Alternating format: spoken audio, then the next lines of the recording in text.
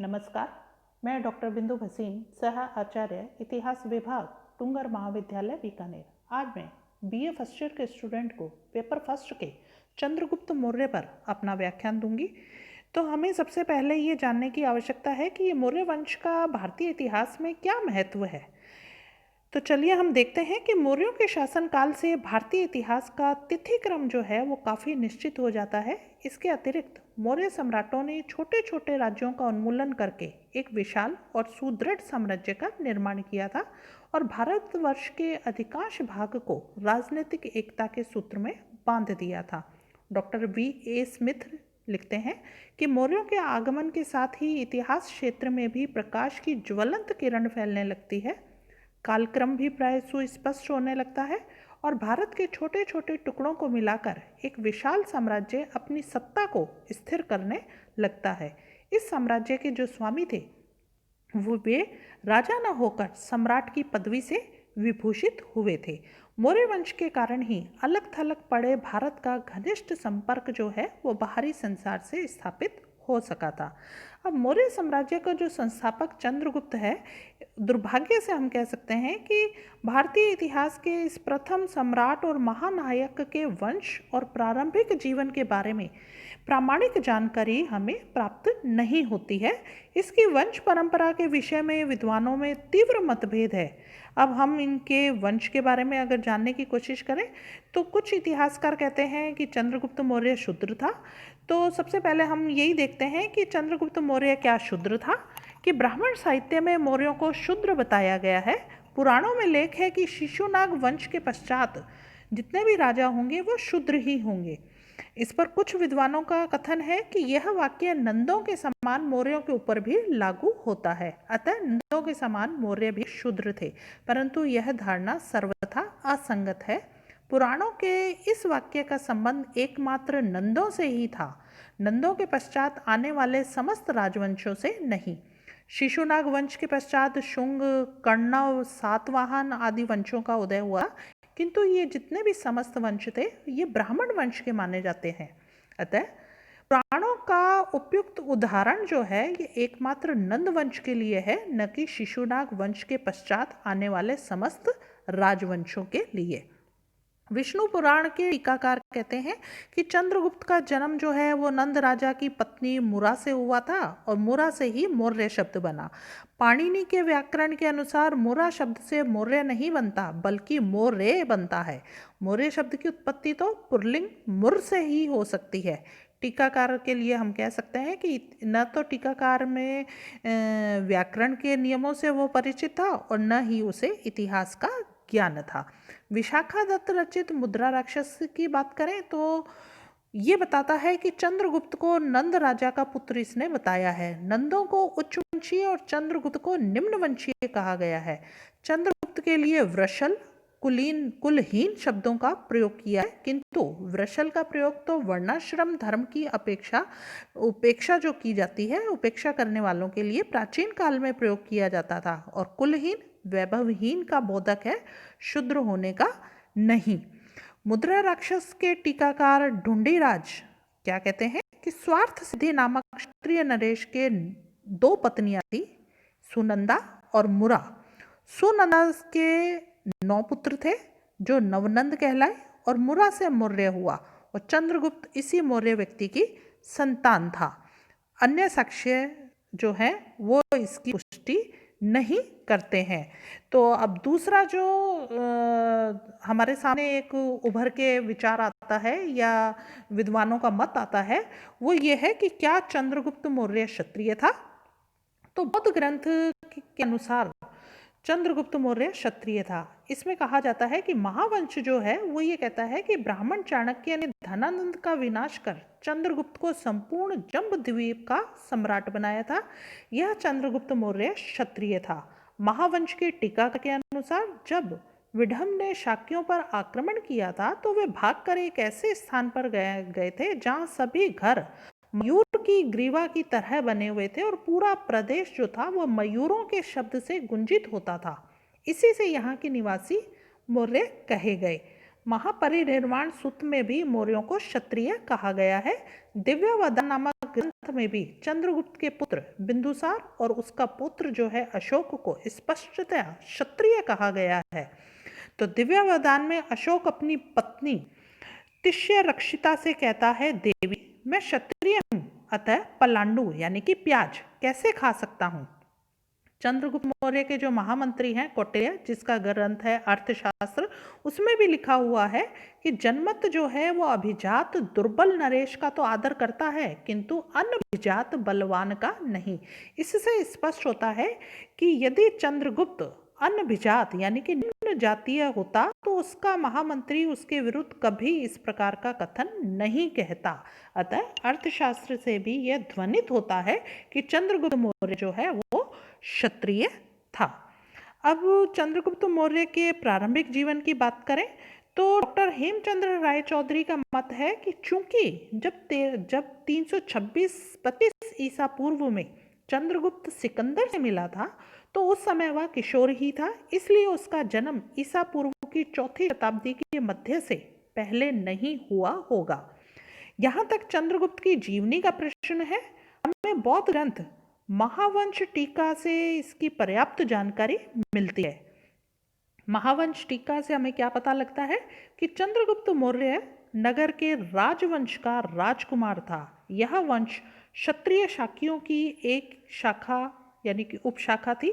जब महात्मा बुद्ध जीवित थे तभी विदर्भ नामक राजा ने शाक्यों पर आक्रमण किया था। अतः शाक्य वंश के कुछ लोग नेपाल की तराई में स्थित पिपली वन नामक स्थान पर जाकर बस गए थे।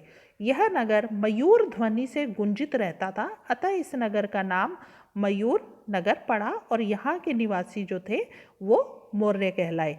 कालांतर में एक राजा ने आक्रमण किया, मौर्य नगर का राजा मारा गया तो उसकी गर्भवती पत्नी अपने भाई के पास पाटलिपुत्र में आ गई थी।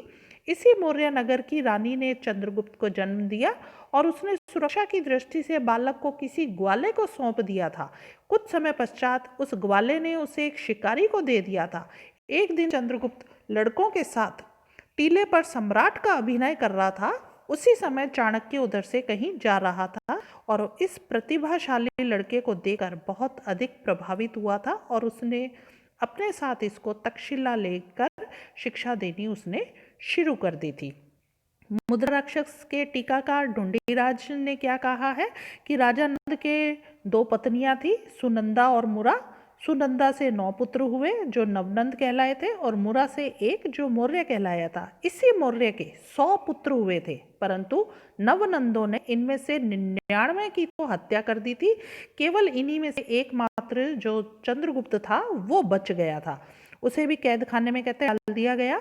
इसी समय सिंहल द्वीप के राजा ने बुद्धि परीक्षा के लिए एक पिंजरे में एक मोम का शेर रखकर नंद राजा के पास भेजकर यह कहवाया कि जो व्यक्ति पिंजरे को तोड़े बिना इस शेर को यानी कि सिंह को बाहर निकाल देगा वही सबसे अधिक बुद्धिमान समझा जाएगा। कोई भी नंद कुमार उसको बाहर नहीं निकाल सका। जब चंद्रगुप्त की बारी आई तो उसने लोहे की एक गर्म शलाका को पिंजरे के अंदर डालकर मोम के सिंह को गला दिया और वह गलकर बाहर आ गया। चंद्रगुप्त के बुद्धि कौशल को देखकर नंद राजा और जलने लगा। इस पर जान बचाने के लिए चंद्रगुप्त को वहां से भाग निकलना पड़ा।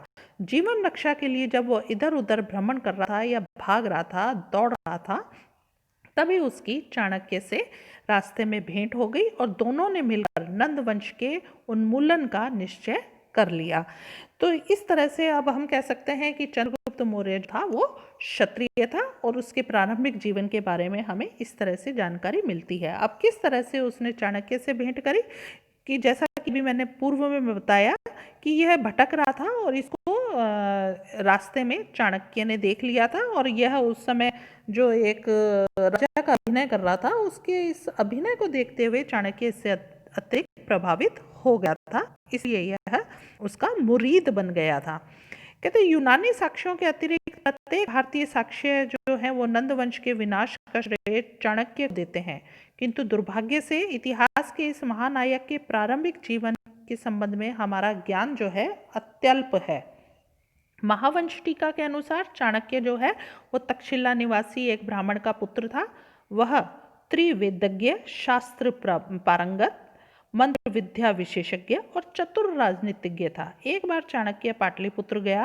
वहां नंद राजा ने क्या कहते हैं एक दानशाला बनवाई थी जिसमें वह ब्राह्मणों को दान दिया करता था। यह समाचार जब सुना चाणक्य ने तो वह भी दानशाला में चला गया और प्रमुख ब्राह्मणों के आसन पर जा बैठा था। नंद राजा ने जब दानशाला में प्रवेश किया तो वह एक कुरूप ब्राह्मण को मुख्य आसन पर बैठे देखकर बड़ा ही क्रोधित हो गया था और उसे दानशाला से बाहर उसने निकलवा दिया था। चाणक्य ने अपना इस अपमान को सहन नहीं कर सका और इस अपमान से क्षुब्ध होकर नंदवंश को खाड़ फेंकने की उसने प्रतिज्ञा करी और वहां से वह चल निकला। जब वह घूमता हुआ कहते हैं शिकारियों के गांव में पहुंचा तो उसे चंद्रगुप्त जो है वो राजा का अभिनय करते हुए देखा और इसकी प्रतिभा से प्रभावित होकर इसको अपने साथ ले गया और 6-7 वर्ष तक चंद्रगुप्त को उसने विभिन्न प्रकार की कला और विज्ञान की शिक्षा दी और कालांतर में नंद वंश का विनाश कर उसने उसे मगध का शासक भी बना दिया था। चंद्रगुप्त मौर्य की अगर हम विजय की बात करें तो पता चलता है कि चंद्रगुप्त, हमें तो पता ही इसके विजयों से पता चल जाता है कि चंद्रगुप्त एक साहसी और महत्वाकांक्षी नवयुवक था। उसकी नंद राजा से शत्रुता तो चल ही रही थी और नंद वंश का उन्मूलन करने के लिए वह दृढ़ प्रतिज्ञ भी था और दूसरी तरफ चाणक्य भी इससे मिल गया था। तो सबसे पहले हम चलते हैं कि नंद साम्राज्य पर उसका प्रथम असफल आक्रमण कैसे रहा कि विद्वानों में भी इस विषय पर मतभेद है कि चंद्रगुप्त और चाणक्य ने पहले मगध जीता या Punjab. Doctor V.A. Smith, doctor Hemchandra Ray Chaudhuri कहते हैं कि मगध पहली उसने जीता है, परंतु डॉक्टर विमल चंद्र पांडे और डॉक्टर राजबली पांडे का मत है कि चाणक्य और चंद्रगुप्त ने सर्वप्रथम पश्चिमी भारत पर ही अधिकार किया था। बौद्ध ग्रंथ महावंश टीका में लिखा है कि चंद्रगुप्त और चाणक्य ने मिलकर एक शक्तिशाली सेना तैयार की थी और इस सेना को लेकर उन्होंने मगध पर आक्रमण किया था, परंतु मगध के नंदों की शक्ति अभी बड़ी ही प्रबल थी, इसलिए उनको धन जन की हानि के साथ पराजय का मुंह देखना पड़ा था। अतः वे अपनी जान बचाकर भाग गए थे और गुप्त वेशभूषा में इधर उधर घूमने लगे थे। कहते एक दिन चंद्रगुप्त मौर्य को गुप्त वेश में घूमते हुए एक वृद्धा स्त्री ने अपनी युद्ध नीति की उसको त्रुटि बताई कि तुम किस तरह से परास्त हुए थे। एक बार जब चंद्रगुप्त मौर्य किसी घर में ठहरा हुआ था तो गृह स्वामिनी के एक बच्चे ने गर्म पुए को बीच में से खाना शुरू किया था, जिससे उसके हाथ की उंगलियां जल गई थी। इस पर गृह स्वामी ने अपने पुत्र को समझाते हुए कहा था कि तुमने भी चंद्रगुप्त मौर्य जैसी भूल की है। बीच में से पुआ खाने के बदले उसे किनारे से खाना आरंभ करना चाहिए था। बच्चे के पूछने पर उसने बताया कि चंद्रगुप्त ने भी सीमा प्रांतों को अधीन किए बिना ही राज्य के मध्य में नगरों और गांवों पर आक्रमण करना शुरू किया, जिसके कारण उसे पराजय का सामना करना पड़ा। इसी घटना से चंद्रगुप्त को अपनी सैनिक भूल का ज्ञान हो गया था और उसने इस बात का अनुभव किया था कि नंद साम्राज्य के केंद्र पर आक्रमण करने की अपेक्षा उसके साम्राज्य के सीमांत प्रदेशों पर आधिपत्य करना चाहिए था। सिकंदर से भेंट। जब चाणक्य और चंद्रगुप्त उत्तरापथ पहुंचे उस समय सिकंदर पंजाब के राज्यों पर आक्रमण कर रहा था। चंद्रगुप्त सिकंदर की सहायता से मगध पर आधिपत्य करना चाहता था। उसका विचार था कि सिकंदर जो है वो नंद राज्य को नष्ट करके वहां से चला जाएगा और उससे उत्पन्न राजनीतिक अवस्था से लाभ उठाकर वह मगध साम्राज्य पर अधिकार कर लेगा। इसी उद्देश्य से चंद्रगुप्त ने सिकंदर से भेंट की, लेकिन परिणाम सही नहीं निकले। यूनानी इतिहासकार जस्टिन का कथन है कि सिकंदर के सामने चंद्रगुप्त ने धृष्टता के साथ बातचीत की थी। इससे कुपित होकर क्रुद्ध होकर सिकंदर ने चंद्रगुप्त के वध की आज्ञा दे दी थी, लेकिन किसी तरह चंद्रगुप्त वहां से भाग गया और उसने प्राण बचाए। पश्चिमी भारत और पंजाब पर अधिकार। भारत से सिकंदर के लौट जाने के पश्चात कहते हैं उत्तरापथ की स्थिति चंद्रगुप्त मौर्य के अनुकूल हो गई थी। सीमांत प्रांतों की जनता यूनानी शासन से पहले ही असंतुष्ट थी। चंद्रगुप्त मौर्य ने विद्रोही जनता को प्रोत्साहित करने में अपनी सारी शक्ति लगा दी थी। 323 ईसा पूर्व में भारतवर्ष से लौटते समय बेबीलोनिया में सिकंदर की मौत हो गई थी और इसके बाद उसके सेनापति जो थे उनमें साम्राज्य विभाजन के लिए गृह युद्ध छिड़ गया था और चंद्रगुप्त जो है वो इस स्थिति का लाभ उठाना चाहता था और यूनानियों को भारत से खदेड़ने का निश्चय वह कर बैठा था। चंद्रगुप्त और चाणक्य ने पश्चिमी भारत के लड़ाकू जातियों को भी अपनी सेना में भर्ती करना शुरू कर दिया था। इसके अतिरिक्त चंद्रगुप्त ने एक पर्वतीय राजा प्रवर्तक से भी पारस्परिक सहयोग की संधि कर ली थी। संभावना यह है कि पोरस भी चंद्रगुप्त को इस संघर्ष में गुप्त सहायता दे रहा था। इस प्रकार पूरी तैयारी करने के बाद चंद्रगुप्त मौर्य ने पंजाब और सिंध पर आक्रमण किया। कहते विद्वानों का अनुमान है कि प्रारंभ में झेलम तक का पूर्वी पंजाब स्वतंत्र हुआ होगा। यह कार्य 322 ईसा पूर्व से पहले ही संपन्न हुआ था। डॉक्टर विमल चंद्र पांडे कहते हैं कि 322 ईसा पूर्व तक झेलम से लेकर सिंधु तक के प्रदेश पर चंद्रगुप्त का आधिपत्य स्थापित हो गया था। मगध की विजय और नंदवंश का अंत। चंद्रगुप्त मौर्य मगध नरेश धनानंद की शक्ति को नष्ट करने के लिए दृढ़ प्रतिज्ञ था। अतः पंजाब और सीमा प्रांत से एक विशाल सेना लेकर चंद्रगुप्त ने मगध साम्राज्य पर आक्रमण किया था। इस कार्य में उसके मित्र राजा प्रवर्तक ने भी उसको सहयोग दिया था। अनेक लड़ाइयां जीतने के बाद चंद्रगुप्त मौर्य पाटलिपुत्र की ओर बढ़ा और उसका घेरा डाला और दोनों पक्षों में घमासान युद्ध हुआ। अंत में धनानंद जो है वो परास्त हुआ और अपने पुत्रों सहित युद्ध में लड़ता हुआ मारा गया। इस प्रकार 322 ईसा पूर्व में पाटलिपुत्र पर चंद्रगुप्त मौर्य का अधिकार हो गया। महावंश टीका बताती है कि सीमा प्रांत से चंद्रगुप्त और चाणक्य पूर्व की ओर बढ़े। नगरों और ग्रामों को अपने अधीन करते हुए वे निरंतर आक्रमण करते चले गए। एक भारी सेना उनके साथ थी। ठीक समय पर उन्होंने पाटलिपुत्र पर आक्रमण किया और धनानंद को मारकर उन्होंने राज्य प्राप्त कर लिया। सेल्यूकस की पराजय की बात करें तो सिकंदर की मृत्यु के बाद उसका विशाल साम्राज्य कहते हैं अनेक टुकड़ों में बट गया था। यूनानी साम्राज्य के एशियाई प्रदेशों के ऊपर आधिपत्य स्थापित करने के लिए सिकंदर के दो सेनापतियों सेल्यूकस और एंटीगोनस में प्रतिद्वंदिता चलती रही। अंत में दीर्घकाल के युद्धों के पश्चात सेल्यूकस विजयी हुआ और उसने एंटीगोनस को परास्त कर मिस्र भगा दिया था और 306 ईसा पूर्व में उसका राज्याभिषेक कहते हैं बड़ी धूमधाम के साथ सीरिया में हुआ था। सेल्यूकस एक महत्वाकांक्षी शासक था, अतः उसने भारत के उस भाग जिस पर सिकंदर ने विजय की थी अपने अधीन करने का निश्चय किया। 305 ईसा पूर्व में शक्तिशाली सेना लेकर उसने भारत पर आक्रमण किया। कहते हैं किंतु इस समय भारत की जो राजनीतिक स्थिति है वो सिकंदर के आक्रमण के समय से बिल्कुल अलग थी, भिन्न थी। क्यों? क्योंकि इस समय भारत में पराक्रमी जो चंद्रगुप्त है उसका शासन स्थापित हो चुका था, जो महाकूटनीतिज्ञ चाणक्य की चिर जागृत बुद्धि से संरक्षित था।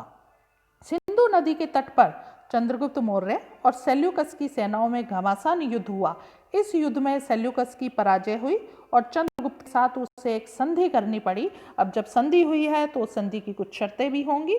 तो पहली शर्त ये थी कि सेल्यूकस ने चंद्रगुप्त मौर्य को एरियाना यानी कि हिरात, आर्कोशिया यानी कि कंधार, काबुल और मकरान और बलूचिस्तान के प्रदेश दे दिए। दूसरी संधि की शर्त थी सेल्यूकस ने अपनी पुत्री हेलन का विवाह चंद्रगुप्त के साथ कर दिया। तीसरा था कि चंद्रगुप्त ने सेल्यूकस को 500 हाथी उपहार में दिए थे और चौथी शर्त ये थी कि सेल्यूकस ने चंद्रगुप्त के दरबार में मेगास्थनीज नामक राजदूत को भेजा था। कहते चंद्रगुप्त के हाथों सेल्यूकस की पराजय और यह संधि पुरु की पराजय का भारतीय प्रतिशोध था। इस संधि के परिणाम स्वरूप चंद्रगुप्त के साम्राज्य की जो सीमाएं थी वो सिंधु नदी से आगे बढ़कर हिंदुकुश पर्वत तक पहुंच गई थी। अब उसकी अन्य विजयों की बात करें तो सबसे पहले हम बात करते हैं दक्षिणी भारत की कि इसमें हम कह सकते हैं कि किस तरह से उसने दक्षिण भारत को विजय किया।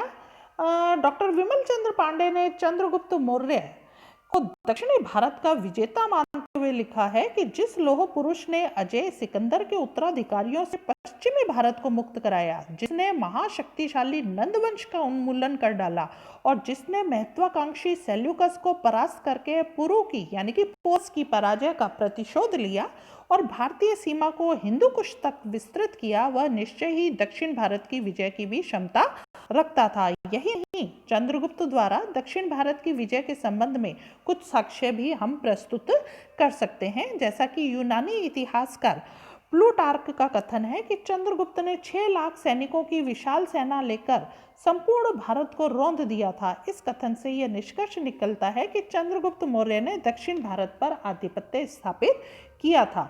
बौद्ध ग्रंथ का जो है महावंश टीका, उसके अनुसार समस्त जम्बू द्वीप यानी कि भारतवर्ष पर चंद्रगुप्त का आधिपत्य था। एक जनश्रुति के अनुसार चंद्रगुप्त के शासन में एक भयंकर दुर्भिक्ष पड़ा था।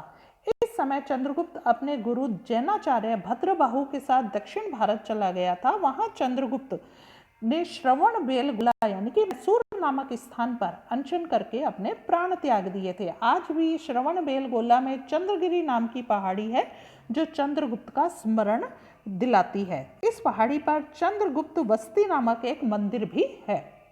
सौराष्ट्र की बात करें तो रुद्रदामन के जूनागढ़ अभिलेख से हमें ज्ञात होता है कि सौराष्ट्र का प्रदेश चंद्रगुप्त मौर्य के अधीन था। यहाँ उसने पुष्यगुप्त को अपना गवर्नर नियुक्त किया था और पुष्यगुप्त ने वहाँ सुदर्शन झील का निर्माण कराया था। अवंती, सौराष्ट्र के साथ साथ अवंती यानी कि मालवा पर भी चंद्रगुप्त का अधिकार था। जैन ग्रंथ कल्पसूत्र के अनुसार मौर्य जो है अब अवंती के अधिपति थे। विद्वानों का अनुमान है कि सर्वप्रथम चंद्रगुप्त ने ही अवंती पर आधिपत्य किया होगा। बंगाल की बात करें तो महास्थान यानी कि बंगाल अभिलेख से ज्ञात होता है कि बंगाल पर भी चंद्रगुप्त मौर्य का आधिपत्य स्थापित हो गया था।